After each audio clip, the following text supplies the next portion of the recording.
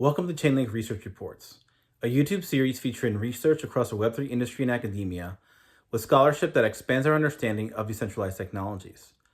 I'm Dr. Jason Anastasopoulos, a researcher at Chainlink Labs and an assistant professor at the University of Georgia. Today I'll be joined by Dr. Timothy Laing, a senior lecturer in economics at the University of Brighton. Dr. Laing will be presenting his paper entitled Forest Carbon Offsets over a Smart Ledger.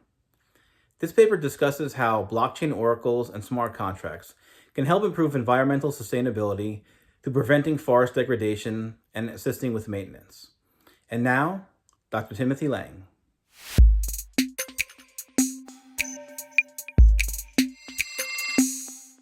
Well, thanks, Jason. Thanks for inviting me to talk about our paper today. And this is a paper that I've done with a couple of my colleagues, Gramea Kutsialu at London School of Economics and Carly Kuribaleva at the King's College London. And we've called it at the moment, this is a working paper version of the paper that we've got out, which is called Forest Carbon Offsets over a Smart Ledger. It's not a really fancy title, but I'll give you a bit of context of where we've come from on this and what we've done so far, and a little bit, I think, about where we want to go with this, or where other people, I think, can take this on. And I think it's a really interesting topic for lots of future investigation. So, my context, I'm a climate change economist and a forest economist who spent quite a lot of time thinking about carbon offsets and carbon markets over 15 years or so now, really. And where we've come from as authors is we've seen in the last year or two, and especially around the recent COP, this massive growth of lots of organizations, so companies and countries committing to these net zero targets by 2030, 2040, 2050, whenever it may be. And net zero is an interesting thing because it's not actually saying I'm going to reduce my emissions to zero. What it's meaning is I'm going to reduce my emissions a lot and basically offset the stuff I can't do or the stuff I'm not willing to do. And, if you look at some of these detailed plans of corporations and companies, some of them have got quite a lot of offsetting involved. So some sectors, it's just not very possible to reduce emissions to zero. So things like aluminium and steel, very hard to get your emissions to zero. And so lots of these companies have basically said, well, we'll fill the gap with these offsets. And, carbon offsets have been there. They've been floating around for 15, 20 years or so. This idea where, I can keep emitting, but invest in some sort of project elsewhere that will reduce emissions. And that's all right. That means I can keep emitting and we're all hunky-dory. And they have a really important role to play in carbon markets and other aspects. But with these really big growth in these net zero targets, the potential demand that people are talking about these offsets over the next 10, 15, 20 years is huge, like much, much, much bigger than what we've seen over the last 10, 15 years or so. And one really important aspect of this offset market is those related to forests. And there's sort of different aspects of this. It could be carbon projects looking to reduce deforestation in areas where there's lots of pressure on the forests. But it may also be projects looking to plant new trees and reforested areas. And this sort of stuff has been floating around for, again, 10, 15 years or so. And it's often bundled together by this group of policies and projects called REDD+, reducing emissions from deforestation and forest degradation. And lots of people have talked about it having lots and lots of potential to save the forests and reduce pressure on biodiversity and water and all that sort of stuff, and also really contribute to the fight against climate change. But what we've seen really is lots of, and I just call it for this stage of the presentation, a range of issues, and we'll get into depth about what these issues are in a few slides' time, that have really stopped the growth of these offset projects, have reduced people's willingness to buy them, invest in them, and the ability for them to create emissions reductions. And so, we've got these two things going on: big demand of offsets, problems with our existing mechanisms of generating offsets. And at the same time, what we started to observe by looking at the carbon offset market generally, and REDD+ in particular, is that lots of these digital technologies, including things like blockchain and smart contracts and NFTs, have already started to be used in REDD projects, certainly at least at very early stages. And this was something that we were seeing in the market, and we wanted to understand a little bit more about how they're being used and also their potential for basically solving some of these fundamental problems that we found with REDD+. So this led to our question that we thought about in our research, which is, and I guess, and I'm not sure we have an answer to this yet, and I think it's still something to go on to future research, but can this emerging, this nascent use of blockchain in RED+ projects address some of these key issues impacting the growth of the offset projects, for both from a demand perspective and a supply perspective, and in turn, can it therefore help the offset projects help to meet net zero commitments of big companies and corporations and countries? So this was our initial starting point. This is a really interesting question to try and get into and try and understand. The challenge that we faced pretty much from day one is that all the projects involved in RED+ that are starting to use this blockchain idea or components or similar technologies are in the really early days. Like some of these are from 2019, 2020. There's not much deployment on the ground that can be empirically assessed. I'm an economist. I love collecting numbers and crunching them, and couldn't really do any of that sort of stuff. Yet there wasn't enough data to assess the success or otherwise of the use of blockchain in these sorts of projects. So really what the approach that we took at this stage in the paper that I'm discussing here is almost trying to throw out questions and throw out ideas to be answered by us or other people going forward about where it's playing a role, where it could play a role, where it probably isn't going to play a role, or where it may even do harm. And I think that was the idea behind this sort of paper and the information I'll present to you a bit more. And this is just to give you a bit of a sense of some of the organizations involved in RED+ projects, using things like smart contracts and NFTs in components of their projects around the world. And we found basically, I said 9 or 10 different companies advertising the use of these technologies. Now, the majority of them, well, at least half, are still at pilot phase or in development, while another sort of 5 or 6 are launching, but at the very early stages of generating credits. And most of these are in projects to do with avoiding deforestation. That's like protecting an area of forest that's potentially going to be cut down by incentivizing communities and people around it to do something else. And so the idea is you generate some money to pay these guys to do something else. There's some involved in reforestation, so planting trees, or actually reforestation, planting trees on areas that previously been cut down. And afforestation is like planting trees on completely new areas. And a little bit around mangrove forestry, which is these forested areas on the coast of rivers and swamps and that sort of stuff. And there's quite large geographical coverage of companies and organizations looking at the use of these technologies from, Africa and South America, North America and Asia, and so on and so on. And I'll talk a little bit more about some of these companies as we go through. Some of them are using more the idea of smart contracts to bring together lots of different data and information to assess the validity of carbon credits. Others are using tokenization of natural assets to really sort of help connect buyers and sellers to help boost demand and provide verifiability about the performance of these sorts of stuff. And so there's a variety of different technologies being used by these different people. What we try to do very briefly and very simply in the paper, hopefully very simply, I don't know if it's very simply or not, but is to contextualize how this sort of technology may fit within this carbon credit idea. And this is a diagram that one of my co-authors put together. And so the story goes a bit like this, is that there's some sort of natural asset out there that we're interested in protecting or encouraging or growing. And this is represented by the tree. And this could either be an existing natural asset that's there that we don't want to chop down, or one that we're planting. And by protecting that natural asset, we are saving the emission of CO2, either because it's sequestering new CO2 or it's stopping the emission of that sort of stuff. And on the basis of that natural asset performing that job, we have a carbon credit that's issued that is, an esoteric, it's a non-tangible property, basically.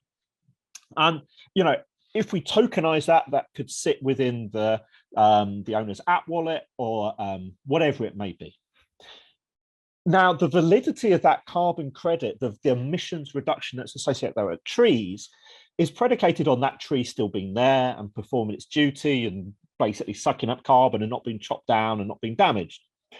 And in order to verify that, as let's say a purchaser in Europe and the trees in South America, there's a big information disparity going on here. Where we could see potentially the role of smart contracts is playing a role of bringing together a range of information from different sources that's starting to emerge in the use of forest monitoring. So satellite coverage, which is really prevalent in places like Brazil, maybe the use of drones, potentially, if necessary, the use of on-ground inspectors and various other data sources, bringing together all these multiple data sources, evaluating it in a smart contract, which basically then continually updates a decision about whether that carbon credit is valid or not for the purchaser. And if something happens, which unbeknownst to the purchaser, that destroys the validity of that natural asset, that in turn destroys the validity of the carbon credit, the process would update and the carbon credit would adjust accordingly. And by doing so, you basically hopefully cut out transaction costs involved in the whole process, and also give validity and verifiability and veracity to the credit that the buyers are purchasing, but so that these guys know, okay, that actually what I'm purchasing is a valid credit and not something that is some bogus tree that was chopped down 5 years previously. And that's sort of what we contextualize, and certainly how other people and organizations are starting to contextualize the use of smart contracts for REDD+. So with that in mind, what we did was we said, okay, let's take a step back and let's understand what are the things that have really affected REDD+ projects today? What stopped it becoming the dominant offset component? On what's stopped it? The projections for its growth 10, 15 years ago were huge, and it's got nowhere near. And what we did is we sort of put these into sort of baskets of 3 different sorts of issues, and based upon their type and also the extent that we could see technologies like blockchain and smart contracts and NFT playing a role at assessing them and solving some of those issues. So we have issues around the verifiability of your forest project and your carbon credit. How easy is it to verify that that tree is still standing and still there and sucking in carbon and storing that carbon? There's related issues to that regarding financial transparency. So I'm paying somebody for this carbon credit and hoping that that money ends up in the ground on a farmer in Brazil, so that he's not chopping down a tree. There's often lots of actors in that supply chain. How do I have transparency that my money is going to get to that guy at the end of the supply chain? And related to that is the issue of transaction costs, where every intermediary is going to want a little slice of the pie, and those transaction costs can often become quite significant, and that's a real barrier to REDD+ projects, and certainly demand for increase the price and causes problems for the demand side. There's conceptual issues with REDD+, things like permanence and leakage and additionality, and I'll define all those in a sec when I get to them, which are really affecting the question of, is that REDD+ project generating a large stream of emissions reductions that are genuine and actually causing less CO2 to go up into the environment? And then the last component that we were thinking of assessing, is just been a real barrier for lots of REDD+ projects, is the extent to which local communities are thoroughly involved in that project versus it being run by particular middlemen, and the role that property rights, and lots of these areas, property rights are not exactly completely clear about who owns a forest, who has the right to do X, Y, and Z in that forested land, and that can be both a cause of deforestation and a reason for REDD+ to fail, basically. So we looked at these sorts of baskets of issues in turn, and we try to think about where smart contracts and NFTs could play a role, or maybe could not play a role at solving some of these issues. So the first set that we thought about in the paper was these issues around verifiability, financial transparency, and transaction costs. And as I said, there's often lots of intermediaries in carbon offset projects generally, and REDD+ is no exception. And that has a number of problems in that they often retain an admin fee, and it can also create a sort of cognitive dissonance between a buyer and a seller, and a disconnect. I buy a piece of paper that says I'm saving some emissions somewhere, but I don't actually have a strong connection to that project, to understanding what's going on, or some belief in helping that situation. And this problem is exacerbated by a general lack of standards for offsets. There are offset standard programs, but they're not universal, they differ, and there's often lots of stuff falling between the cracks. And often what we've seen as well is that the verification of emissions reductions, like what's going on the ground, and often related projects, issues related to the REDD+ project, is often relies on humans. And when I say humans, I'm sort of not me and you sat behind a computer, but actually people on the ground going out with GPSs and stuff. And that's expensive, and that adds quite a lot of cost to these REDD+ projects, and would add a lot of cost to the offset programs. Where we could see a role for digital technologies was in a few of these sorts of areas, to help solve components of these problems, at least.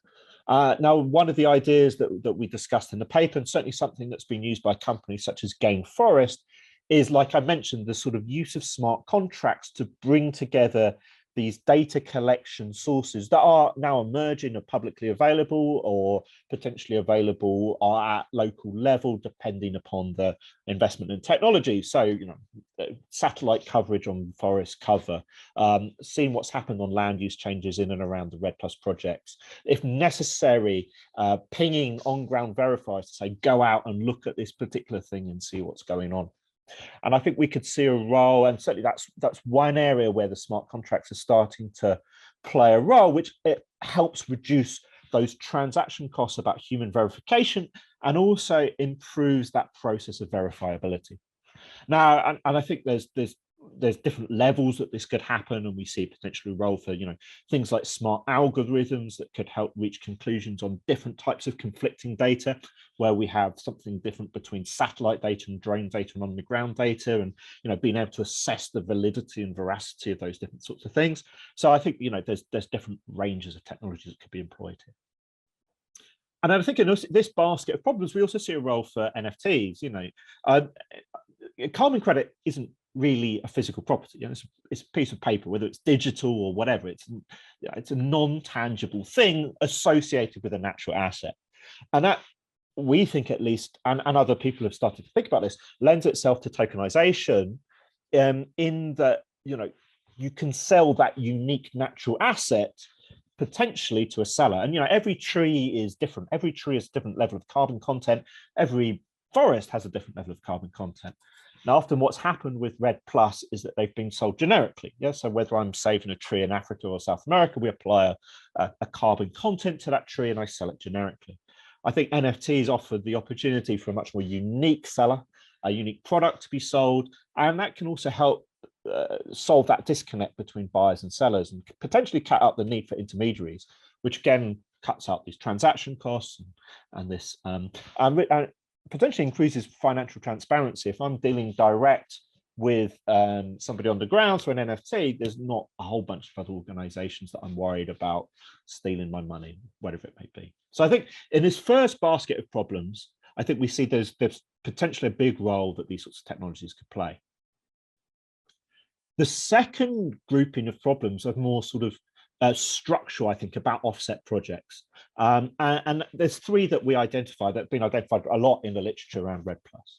The first is this issue of permanence. Yeah, so I'm going to pay money to save some forest and get carbon credits out of that. Now, that's only valid if that forest is in place for a long period of time, it doesn't get chopped down, doesn't burn down, whatever it may be, and keeps generating those emission savings. And so permanence relates to, you know, the longevity of the carbon pool and the stability of its stocks. And there's been a number of problems recently with carbon forest offset projects in the States that have just burnt down because of wildfires. And then it becomes, well, what's the validity of the carbon credits that were sold related to that project? Leakage is something a bit different. Leakage, okay, so I may be paying people in and around the forest to not do the activity that's chopping down the forest, whether that's mining or farming soy or farming cattle, whatever it may be, but maybe they just leave and do it somewhere else. So that original bit of the forest has been saved, but I haven't reduced emissions overall because they've just gone and chopped down some forest somewhere else outside of my project. And that's leakage. Again, it doesn't really mean that we generate emissions reductions. It just looks like it does on paper. And the third one is additionality. Like, additionality is a huge problem for carbon offset projects generally. So the additionality is the idea about, would those carbon savings have happened anyway in the absence of the project or not? So, okay, maybe I'm going to pay somebody to preserve some forest, but they were going to do that anyway because the forest is rubbish. It's miles away from the village or the community, and they're never going to use it. if I'm paying them to save that forest, it's not additional. It's not generating any actual emissions reductions. Or maybe it's a project that they were planning to do anyway. I don't know, installing solar panels so that they can grow something else, or whatever it may be. But they're always planning to do it, and my project doesn't make any difference. And this has really caused big problems in the carbon offset project market generally, and especially for REDD+. And I think what we see in this sort of basket of problems is not that blockchain or smart contracts or whatever it may be is a direct solution to any of these problems. But what they may be able to do is help collect and transmit information between buyers and sellers, or about the situation generally, that can create more veracity around the offsets and thus boost demand and boost performance.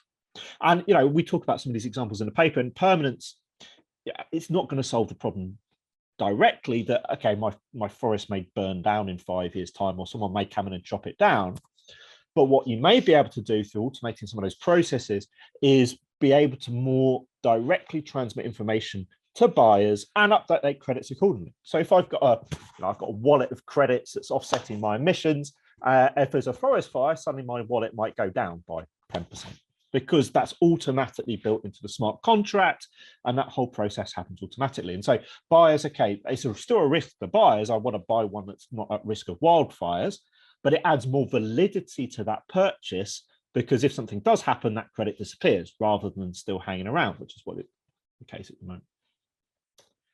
With leakage, again, I think, we don't see this as a direct solution, but again, it's about automating processing and transmission of data. So, one of the things that's often built into REDD projects is a buffer zone around it. So information not about the project itself, but what's happening to the forest in the vicinity, in the whatever, 20 miles, 50 miles, whatever buffer zone that you want to put in.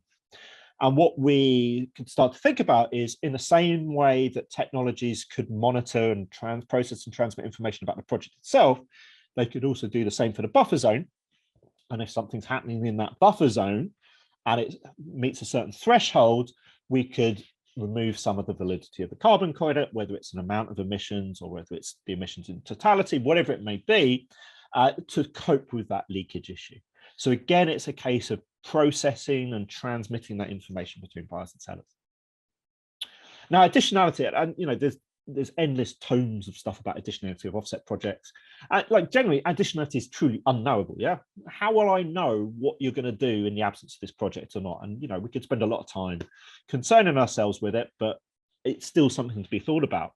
And I think where we again see a potential role for these technologies is through capturing information and communicating information. So things like, what is the price of gold? What's the price of soya? What's the price of the other things that you might be doing with that forest? Maybe even timber, but very little deforestation happens because of timber prices. But, a basket of these sorts of things. If those prices are falling, the odds that you're going to chop down that forest for those sorts of things are much, much less. And the additionality is therefore removed, and the validity of that credit is less. If they go up, the opposite happens, and your credit becomes more valid. I don't know how we quite capture more valid. But again, it's that sense of collecting a variety of multiple data sources, processing it, aiding that transmission between buyer and seller to basically automate that process of validity and verifiability. The last set of issues that we started to think about at the paper, and the things that could affect REDD+, is this idea about how it could involve local communities and property rights. And so, one of the biggest sticks that's used to beat REDD+ stuff is you cut out local communities from that process. So often, not often, but it certainly happens, communities living around a forest, an NGO or somebody, a company comes in and says, we're going to sell the carbon credits to that. You can't do anything in that forest, and the credit gets sold off, and the money ends up in intermediaries. And this problem is exacerbated because of many places, especially in sub-Saharan Africa, but also in South America and Southeast Asia to a greater or lesser extent. These property rights around forests are really often very unclear, or maybe ambiguous, or overlapping. And this can cause deforestation itself, but also undermine forest offset projects. Because if you think you've got the right to save the forest, I've got the right to chop it down, you have to pay a lot of money to stop me coming to chop it down, or maybe I'm going to do it anyway because it's my forest. You get into these sorts of problems. and I think where again, like what we see is that blockchain probably can play a role, but even a slightly lesser role in solving these sorts of issues compared to some of these other baskets. But there's still potential to create and shape it in a way that could aid these sorts of processes. And in terms of local communities, I think the biggest role is potentially cutting out this use of intermediaries. The fewer intermediaries that we can have in this process, the more connect that we can have between buyers and sellers, the more potential to increase demand, and also the greater potential for local communities to be involved in the markets and receive more of the value that comes from these sorts of markets. With property rights, look, property rights issues are way beyond the use of digital technologies in these sorts of stuff. It's all sorts of government institutions and legal issues and all that stuff going back to the year dot. But one of the biggest issues, or one of the real barriers for demand for these sorts of offset projects, is buyers being incredibly wary of investing something that's going to come back and bite them somewhere, where there's a conflict between local communities or between the offset project and those communities and those sorts of things.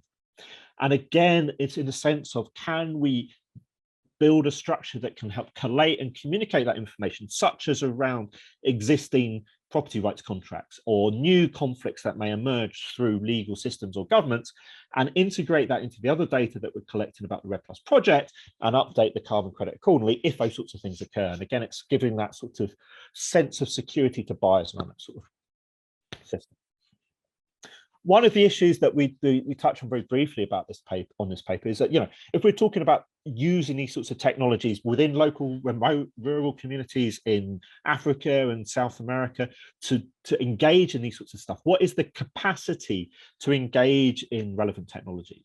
Because that's the only way this is going to work and have these advantages that we're discussing. And what we briefly talk about in the paper is some evidence that's emerging from projects in Guyana and Congo using mobile technology for other sorts of things around REDD+ projects or community mapping, where very remote, very rural communities could obtain the capacity to use devices and use technologies very, very quickly, given the right sort of support. And so I would think, and certainly it's a view of us in the paper, that community capacity is probably less the problem. It's building the necessary infrastructure and technology to collate all this sort of stuff in remote rural areas, and along with that central processing component. So what does this always mean? Where are we going? Well, I think what we're very careful to do, hopefully in this paper at least, is not make a normative judgment about blockchain for REDD. There's some other papers floating around that says, blockchain for REDD is bad, it's good, or whatever. That's not what we try to do here, because what we see is it is happening. Whether you like it or not, there is bunches of companies trialing these sorts of technologies, seeing what works, seeing what doesn't, and doing it. And so it's going to happen for good or for bad. Blockchain and smart contracts and NFTs and rest of it. What we're trying to think about is, okay, so how could we do this as best we can to solve what we think are the underlying issues from REDD? And the way that we would see the way forward is what we now need to do in terms of our research is basically start to collect data, start to collect experiences and data from these pilot projects as they emerge about how has this helped you increase demand or not? How has this helped you deal with issues of supply or not? How has it helped issues of veracity and verifiability and transaction costs? And how can we shape that better? How can we better use those technologies to help overcome more and more of those barriers? So I think there's, the way forward that we would see it is this is now just starting to discuss that space. How much of what we said is actually true happening on the ground, we don't know yet, but I think is a really interesting avenue to explore. And then I think the other thing to start to think about, and again, this is where I think we have to lean on data that's emerging from the field, which is, what are the preconditions for the use of blockchain or similar technologies within offset projects, both from a buyer perspective and a seller perspective, an intermediary, and whoever else may be? And what's needed in terms of capacity on the ground, what's needed in data collection sources, what's needed in related infrastructure, what's needed in terms of solidity about property rights, and what's the minimum set of standards that we can define to say that use of these technologies in this project is going to be beneficial always going to be more problems than it's worth, and we need to reassess. And I think that's another avenue of research that we haven't got into yet, but I think is really fascinating for the way forward. And so that's where we've got, I think we're at sort of step one of about step 100, but it's a step along the road. Yeah, thanks, Tim, for that really great paper and that great presentations. Really, the paper raises some really fascinating questions about the deforestation, reforestation process, and how that could be, how the kind of environment could be better protected using blockchain technology and smart contracts. So I just have a couple of questions for you here that I hope you could answer. And I'd like to start off talking a little bit about NFTs.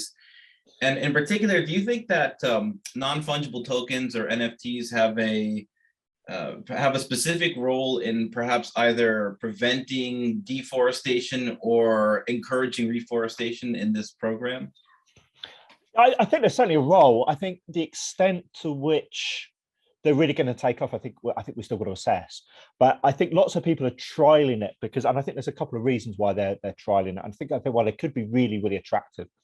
My understanding of NFTs is limited. I'm not a technology expert by any means, but where I would see the advantages in the NFTs is being able to capture the unique features of the ecosystem that you're trying to protect, and embody that in the token, and whether that is carbon or biodiversity or water, whatever it may be, they're all different from ecosystem to ecosystem. And we've been very bad about capturing that variability in forest offset projects so far.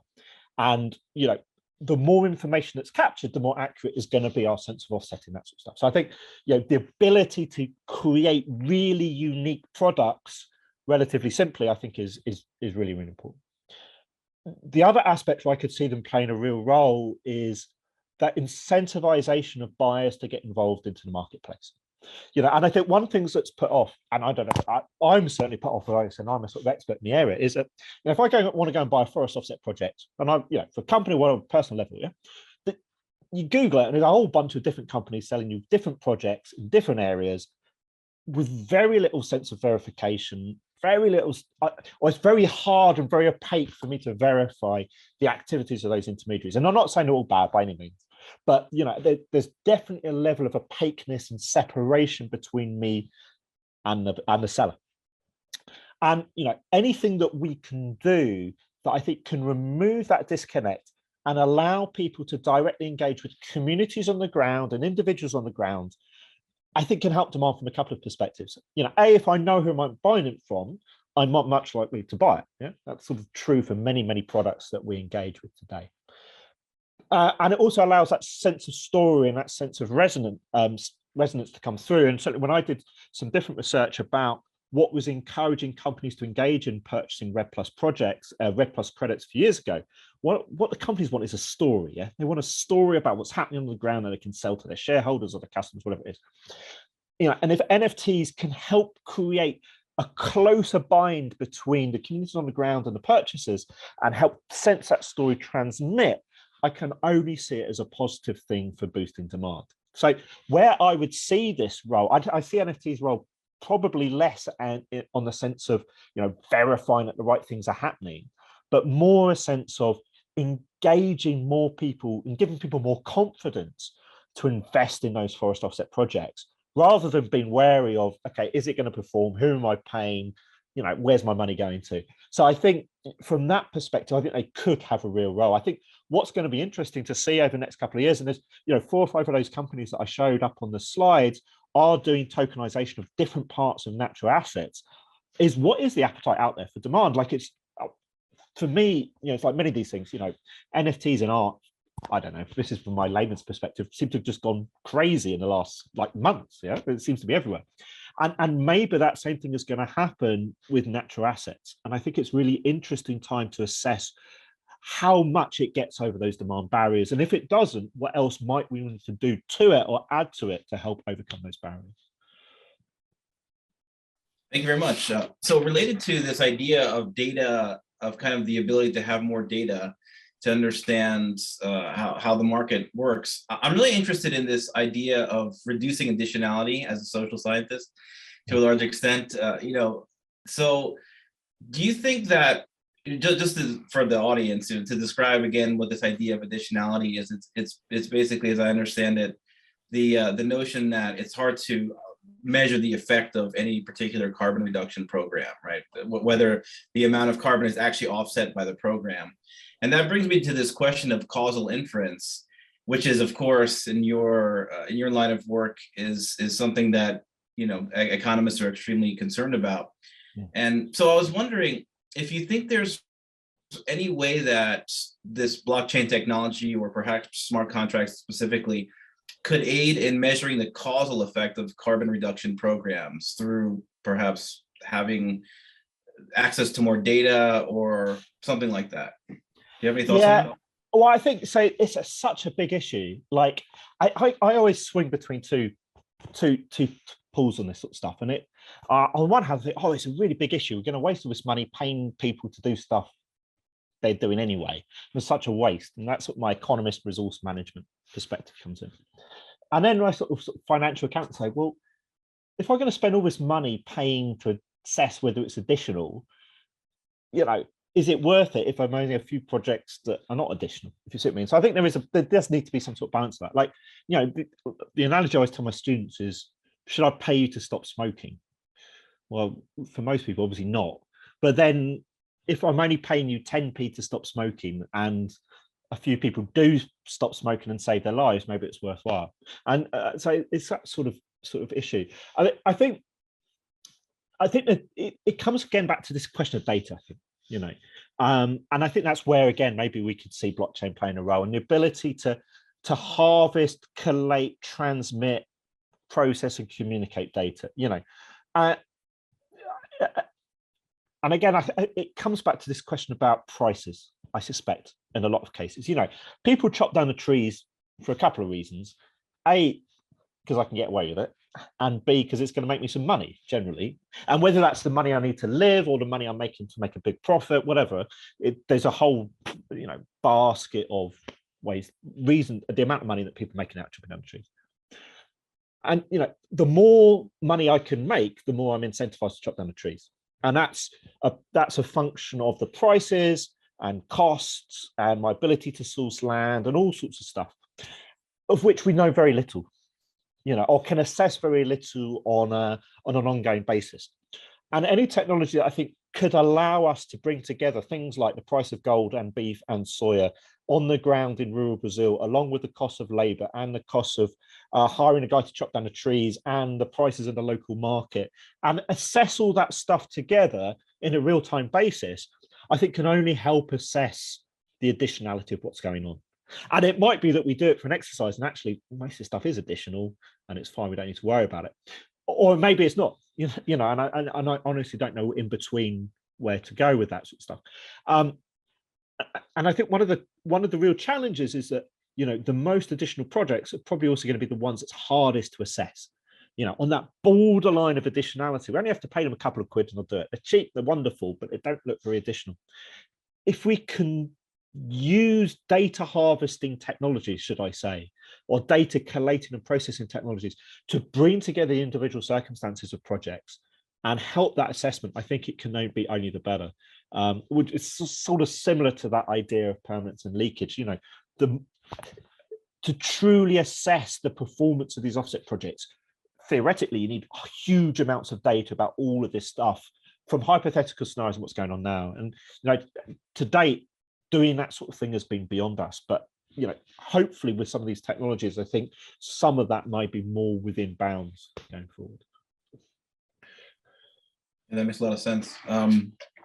So I just have one more question for you regarding the scope of these projects and what blockchain and smart contracts can and cannot be applied to. So one of the things that I found really interesting in the paper was the mention that these carbon offset programs function very well, or they're relatively advanced in voluntary markets, but not so much in compliance markets being the government sector and so on. So a question that I had was, what do you think are some of the most significant challenges preventing the adoption of these technologies such as blockchain and smart contracts and oracles and things like that in compliance markets, in markets where you have kind of governments running these programs? Yeah, sure. It's a really good question. And I think there's probably a couple of different stages to this. And so I might digress a little bit in order to get to the two stages. Apologies if I do. So like, when the big first compliance markets were set up in the EU was the first people to do this sort of stuff. Over 10, 15 years ago, there was a role for offsets. In 2008 to 2012, they ran a phase and lots of offsets could come in to the program, of offsets of all different ilk. Not forest though, actually not much forestry offsets was allowed in, only European forestry projects, but lots of other offset stuff was coming in. And it was at that time that we had the financial crash and a recession, and basically emissions in Europe nosedive for nothing to do with emissions trading and compliance markets, but because of structural reasons.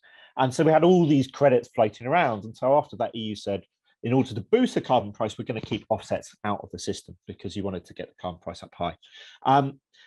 Even before that, there was a certain reluctance to engage offsets in compliance markets because there was a sense of, especially with things like Red Plus, there's so many projects out there. If we allow them all to have access, there's going to be no need for any domestic firms to do anything. And so, along with these questions around additionality and leakage and permanence and that sort of stuff. And so since then, at least from a European perspective, there's been a real reluctance to re-engage offsets into the carbon markets. I think in other jurisdictions, there has been more keenness, but especially with domestic offsets. And like domestic offsets, so for example, in the States, it might be, well, we'll allow a forestry project in California to enter the Californian system, but not one in Brazil entering the Californian system. And because there's a lot of political economy issues about keeping money in countries, all that sort of stuff. So like on the one hand, I think it would be quite hard for blockchain and smart technologies to overcome that particular barrier for entry into compliance markets. However, I think there's a secondary aspect, which is, along with those sort of price reasons and geopolitical reasons, there is still this big question of veracity and verifiability, and especially more at a compliance level. Like if I'm a regulator and I'm saying, we're going to monitor your emissions out of your stack, but you could offset it using this project, the verifiability of that project is likely to be much higher than if it's just, some guy buying it off their own back in the voluntary market. So I suspect as and when offset projects are allowed into compliance markets, especially if compliance markets do grow around the world in China and US and other jurisdictions. And I suspect actually offset projects, if you really were going to hypothetically talk about a large US carbon market, you're probably going to have offset projects from the beginning because it keeps prices quite low, which is what everybody, that's how you buy off industry to get into that sort of stuff. But if that verifiability bar is set quite high, anything that will encourage and ease organizations to meet that verifiability bar, like the use of blockchain that encompasses all the information about that offset project on an ongoing basis over time and transmits it directly to the buyer and allows automatic updating of that carbon credit in whatever accountancy thing that the carbon market is running, I think can only help and certainly be beneficial. But I would think what would need to happen before you get to that stage is lots of evidence from the voluntary market of performance in offset credits of all different ilks. And I know I've only focused on forest ones today, but there's lots of other different sorts of offset projects that potentially could use similar technologies for similar sorts of things.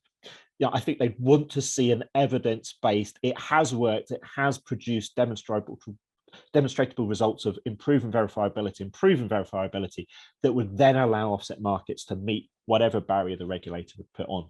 So I would see it more as ability to get over a regulatory barrier. I think, and maybe in time that would also change the perception of offset projects undermining the credibility of compliance markets, which has been a real issue certainly in the EU.